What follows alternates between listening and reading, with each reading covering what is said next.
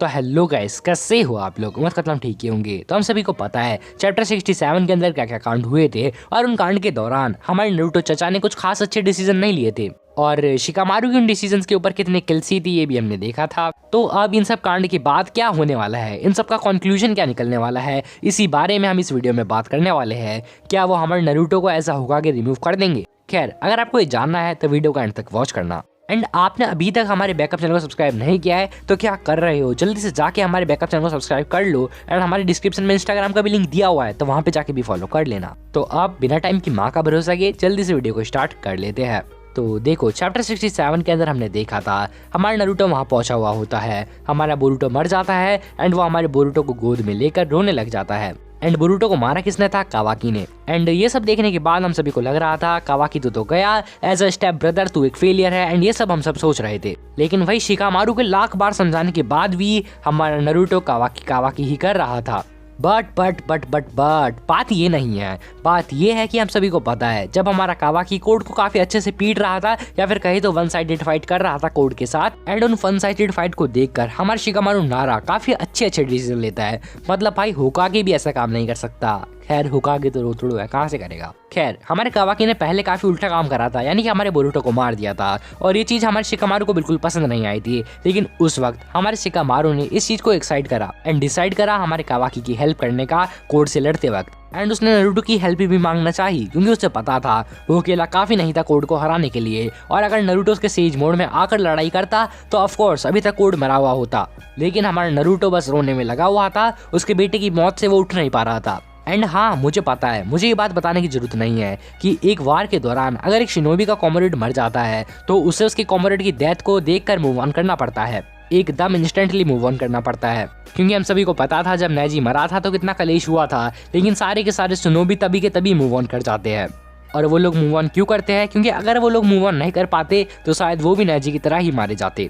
मतलब भाई हिनाता को देख लो, नेजी मरा था, वो उसका भाई से भी बढ़कर था, लेकिन हमारी हिनाता ने थोड़े से आंसू बहा थे, लेकिन उसके बाद उसे पता लग चुका था कि उसे अभी कुछ ना कुछ तो करना पड़ेगा, ये टाइम रोने धोने का नहीं है। लेकिन वही हमारे नारुतो बोरुतो की लाश को लेकर बैठकर रोता रहा और वो तब तक रोता रहा जब तक ये कलेश खत्म नहीं हुआ। और ये बात मुझे नारुतो की बिल्कुल पसंद नहीं आई। अगर आपको पसंद आई हो तो कमेंट करके बता देना। मतलब समझ आता है भाई बेटे की मौत पे रो रहा है, लेकिन इतनी खतरनाक सिचुएशन चल रही है और तब वो ऐसा कर रहा है तो ये काफी गंदी बात है। क्योंकि इस टाइम को वो खुद की लाइफ को रिस्क में डाल रहा है, शिकामारु की लाइफ को रिस्क में डाल रहा है और यहाँ तक कि उसके पूरे विलेज की लाइफ को रिस्क में डाल रहा है। एंड अपने पूरे विलेज की लाइफ को रिस्क करना किसी होकागे का काम नहीं होता है, क्योंकि हम सभी को पता है पास्ट में जितने भी होकागे कागे रहे थे वो सब अपने विलेज के लिए अपनी जान देने तक को तैयार थे। लेकिन नारुतो ये चीज अच्छे से नहीं कर पाया और उसने अभी पूरे विलेज की लाइफ को खतरे में डाल दिया है। और खतरे में कैसे डाला है ये बताने की भी जरूरत नहीं है। एंड ऐसा मैं इसलिए कह रहा हूँ क्योंकि हम सभी को पता है भाई कोड ने पकड़ रखा था हमारे शिकामारु को एंड शिकामारु को उसने बख्श दिया। मतलब सच में तुम्हें ऐसा लगता है कि हमारा कोड शिकामारु को बख्श देगा? उसने हमारे शिकामारु को बख्शा नहीं था, उसने हमारे शिकामारु के ऊपर लगा दिया क्लॉ मार्क। एंड इस चीज की मुझे बिल्कुल भी कोई प्रूफ देने की जरूरत नहीं है क्योंकि हम सभी को पता है जब चैप्टर के लास्ट में हमारी एडा कोड से पूछती है कि तुम्हारे तो लीव विलेज में कोई भी क्लॉ मार्क नहीं है तो तुम अमाडो से कांटेक्ट कैसे करोगे, तो इस बात के ऊपर हमारे शिकामारु जवाब देते हुए कहता है तुम्हें इस बारे में चिंता करने की बिल्कुल भी जरूरत नहीं है। और भाई चिंता करने की बिल्कुल भी जरूरत क्यों नहीं है? क्योंकि जुगाड़ ऑलरेडी हो चुका है, शिकामारु पे उसने कोई ना कोई क्लॉ मार्क तो अटैच कर ही दिया होगा। एंड शिकामारु ये बात किसी से भी छुपाने वाला नहीं है कि जब ये दोनों लड़ रहे थे तब क्या हुआ था, खासकर कि 5 कागे से। ऐसा हो भी सकता है कि वो हमारे नारुतो को ऐसा होकागे हटा दे। एंड बहुत ही जल्द हमें हमारे अमाडो के असली रंग पता लगने वाले हैं क्योंकि हमारा अमाडो के पास जाएगा शिकामारु उसका रिमांड लेने और भाई सभी को कह देगा कि भाई अमाडो बिल्कुल भी ट्रस्ट लायक बंदा नहीं है क्योंकि ये होकागे से बातें छुपा रहा है। एंड गेस व्हाट, उसने हमारे शिकामारु के ऊपर लगा रखा होगा उसका क्लॉ मार्क, तो जैसे ही हमारा शिकामारु पास होगा अमाडो के तो वो हो जाएगा वहां पे टेलीपोर्ट एंड अपने साथ शायद वो अमाडो को ले जाए या फिर शिकामारु को तो वहीं पे काम बजा दे। लेकिन उससे पहले हमारा शिकामारु बात कर चुका होगा 5 कागे से। एंड 5 कागे से मेरा मतलब है कि वहां पर काज़ेकागे गारा भी प्रेजेंट होगा। एंड गारा की गांड में कितनी मिर्ची लगती है ये तो हम सभी को पता ही है। वो स्टार्टिंग से चाह रहा था हमारे बोरुतो को मारना, पर वो कुछ गलत भी नहीं कर रहा था यार। खैर, ऐसा हो सकता है कि जो हमारा काज़ेकागे गारा है वो सभी से कह दे कि नारुतो ऐसा होगा कि कोई रिलायबल बंदा नहीं है क्योंकि उसने खुद के साथ साथ उसके विलेज की लाइफ को भी रिस्क में डाला एंड हमारे 5 नेशंस की लाइफ को भी रिस्क में डाला।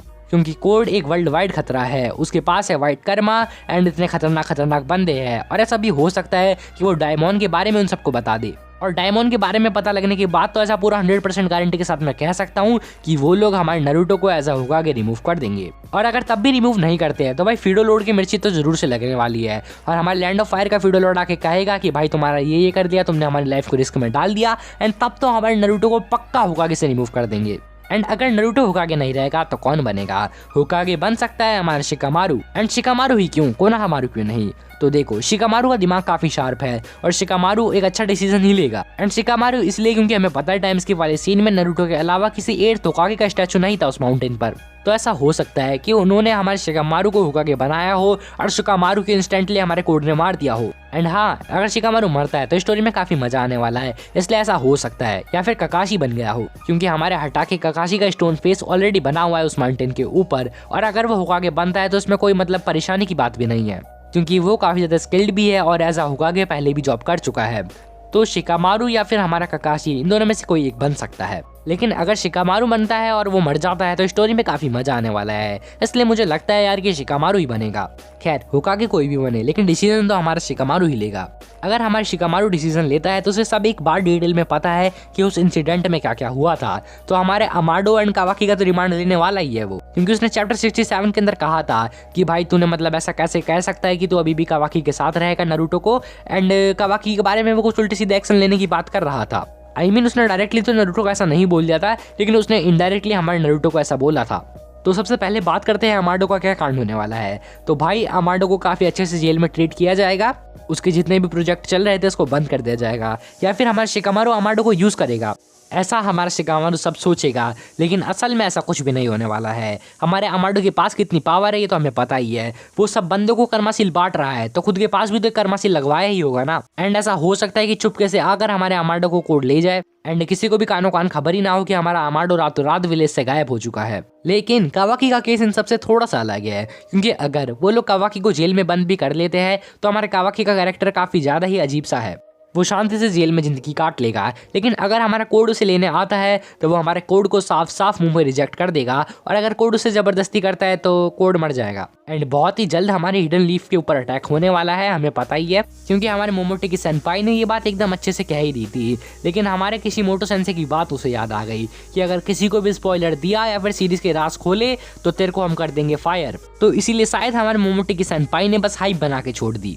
खैर, क्या होने वाला है इसके बारे में तो मैं किसी और वीडियो में बात करूंगा। एंड अगर आपने वीडियो यहाँ तक देखी है तो कमेंट करके जरूर से अपना ओपिनियन बताना इस थ्योरी के रिलेटेड। एंड डिस्क्रिप्शन में आप सभी मुझे अपनी अपनी बोरुटो थ्योरीज बता सकते हो, क्योंकि मैं सारे के सारे कमेंट्स को पढ़ता हूँ। एंड क्या मुझे खुद ही बोरुटो की स्टोरी लिखनी चाहिए थोड़ी बहुत, मतलब फैन मेड मांगा ऐसा सब? अगर हाँ है तो कमेंट करके बताना। तो okay guys, that's all for today. Video पसंद आया तो लाइक कर देना, चैनल को सब्सक्राइब भी कर देना। मिलते हैं किसी और वीडियो में, तब तक के लिए सायोनारा।